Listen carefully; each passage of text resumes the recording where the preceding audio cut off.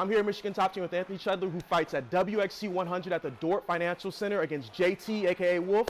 How you feeling, bud? Man, I'm feeling good. I'm ready to get it in. I've had pretty much a year and a half training camp at this point since my last fight a year ago. I've had a pullout, got all the way through the weight cut, and we don't stop. So Yeah, the last time we talked was WXC98. We were in the parking lot. You were like, I want to fight and I want a belt. Well, you have a fight and you have a chance for a belt, so that's awesome. here we go. I know. Let's get it. 3 weeks away. 3 weeks away, man, it's closing in. So what's it like mentally when you have a relationship with somebody who's also doing what you're doing, you have a unified goal? What benefits does that have? I get inspired easily, and I get inspired by hard work and determination and big goals, and seeing someone else like Ashley who's successful makes me want to continue pushing myself as a person, take risks, and go for what I want and work just as hard, if not harder than her. So we have a little competition going on in a sense, but you know, it's always you exceed, I exceed. Let's just keep growing. And you mentioned you had been off for about a year and some change. What lessons did you learn through that process, whether it's patience or whether it's who you are or anything along the lines of that? Man, I have grown so much in the past year and 3 months since my last fight. It's just, I feel like I've developed significantly in all aspects of the game. I've doubled down on what I'm good at. I've improved on the areas that I need to improve on. I feel like I'm truly going to be a different fighter in that cage. I feel like if I get the chance, you never know how long fights go these days, but if you have the chance, if I have the chance to show what I got, you'll see a different evolution. Yeah, and your opponent obviously has had a long layoff. It's been like 10 years or so, a decade plus. I heard a little while back you watched a little bit of film, but like personally, do you really take too much from that since it's been a decade? What's 10 years? He obviously, I think was 9-0 or has a solid record overall. I'm expecting him. You don't just come out of retirement if you're not ready to get to work and get back at it. So I'm expecting him to show up at his best and bring the best out of me, and I'm excited to test it. We'll see how that layoff affects him. Yeah, that's an interesting situation to be in. And as far as I've heard a lot of different martial artists say different things with how they study their opponents. Some people watch a lot, some people watch a little. Cowboy Cerrone watches no film, and he's you know. So, where do you stand on that with your personal experience? When I take a fight, I like to know who I'm going up against. At least an idea of like what's within them. Are they a dog? Are they ready to bring it? Are they quitters? You know, are they going to train hard? Are they really about this? And you know, figure that out, and then slightly develop a game plan, but then really just get back right on what I do best and continue growing and get sharp and get really freaking solid and hard to beat and focus on myself. I know there might not be a right answer to that question, but what do you think is the wrong answer to that question? I think sitting there and just thinking about fights, thinking about records, thinking about, oh, this guy's ranked above me. Yeah. Oh, this guy hasn't lost. This guy has submissions in all his fights.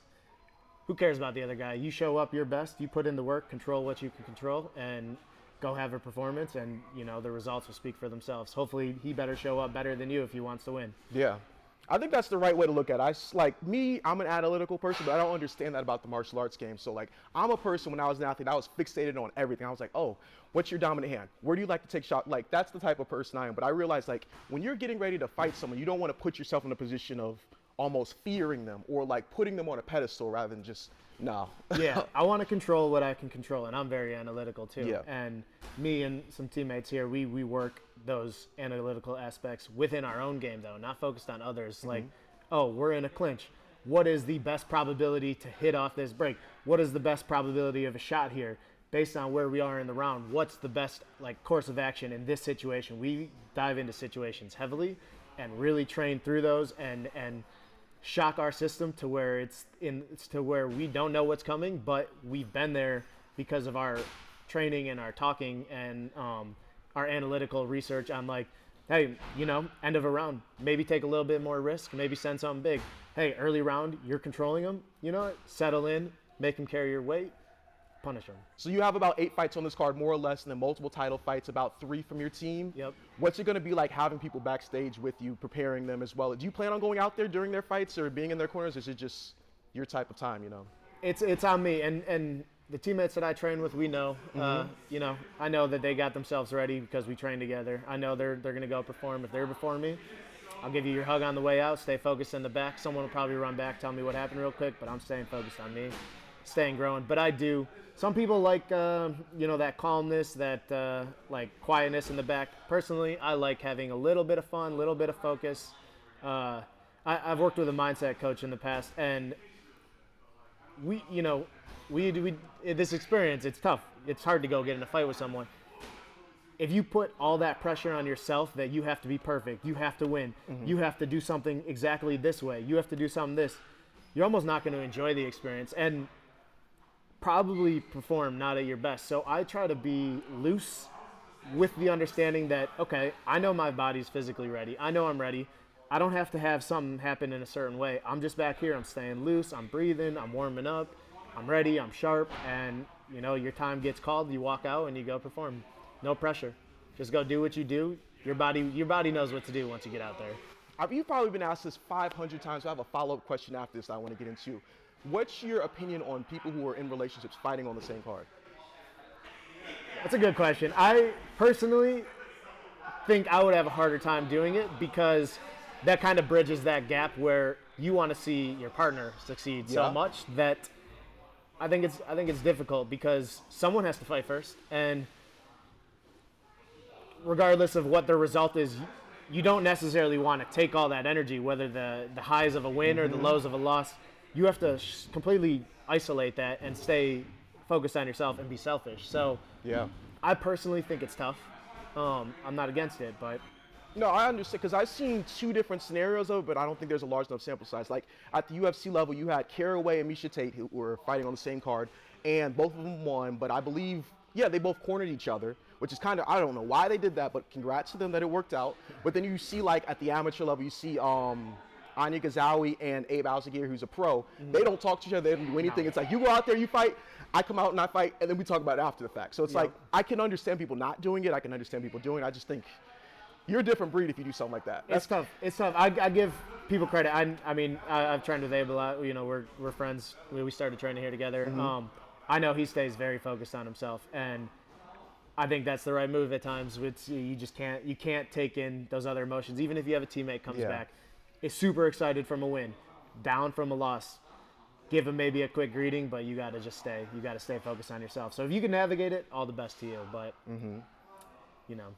not my cup of tea. Yeah, and that's perfectly understandable. More so about this team, though. You have a very great team in terms of teammates and coaching. Talk about your coaching, what separates you guys from other gyms. Oh, God. Darren, if you guys know, if people know Darren, he's on a different level. There's a reason that man has 15, 16 UFC fights. His technical striking alone is world-class. I truly think he's one of the best in the world. And his ability to teach that in a style that makes sense to you and really like instill that mindset of like, we're coming in here to kill. This is how we do it. This is how we break down people. It brings you a lot of confidence knowing that I'm in here sparring with guys at his level every day and just growing and surviving and landing stuff at times and knowing like I have this within me. I fully trust him, and I fully trust Kara, who's our boxing coach. She was just inducted into a Hall of Fame. Recently. So it's hard to not trust that she's getting us ready hands-wise. And then, we have Ariel, we have Craig at jiu-jitsu, and that's like my love for sure is the jiu-jitsu game, grappling game. So I trust everything they say, and we really just spend hours at times breaking stuff down. Cage wrestling, ground control, pins, where we can control the throw punches. So I fully trust my team. And then obviously on top of that, when you have three people fighting for a belt on the same card, and we have multiple champs, we have a CFFC champ. We have a lot of belt holders, and that really gives you confidence that you are testing your skills against the very best in this area, in this region, and possibly in this country. It just brings you confidence for sure. If you get something to work, that's going to work. If something doesn't work, it might still, that might not, someone worse than them, you might save yourself. So it brings a lot of confidence being at a gym here like this that just has killers after killers everywhere. And it shows in your performances and it shows in the results of the bouts too, like 100%. I think everybody understands the talent that's in this gym, hence the fact that there's so many fighters on this card from this gym alone. So that's great. All things go according to plan. How do you celebrate? How do you celebrate after a bout? Regardless of how things go in a bout, and it might not be the popular opinion, but I believe if you truly put the work in and got to a fight and performed at your level, regardless of that result, I think you deserve to give yourself some credit. And, you know, it's not easy to get through a camp and step out there and make that weight and show up like a professional and train like a professional and live the lifestyle of a martial artist. And regardless of how that result pulls out, when I go perform my best, obviously the result follows. But when you go perform your best, I feel like you deserve, you know, you deserve some food. You deserve some little bit of sun. Excellent answer. That's a great way to put it. 100%. Too many times we have the designated result in our mind rather than the process itself and what you've accomplished and what you continue to do. And I think that's the ultimate perfect perspective to have. Exactly. And I've alluded to it a few times in this conversation. I truly believe control what you can control. Find a way to show up at your very best. Perform at the level you know you can. Typically, the results are going to speak for themselves. And if they don't, fucking bro probably showed up even better. And you go back to the drawing board and you improve and you get better and you get better. But show up your best. It's going to be hard to beat. WXC100, Anthony's ready. Hopefully you guys tune in, buy the pay-per-view, stream it, or buy tickets, you know. Thank you so much for your time. Appreciate you, boss. See you guys there. Thank you. Yep. All right. Hopefully. Oh, yeah.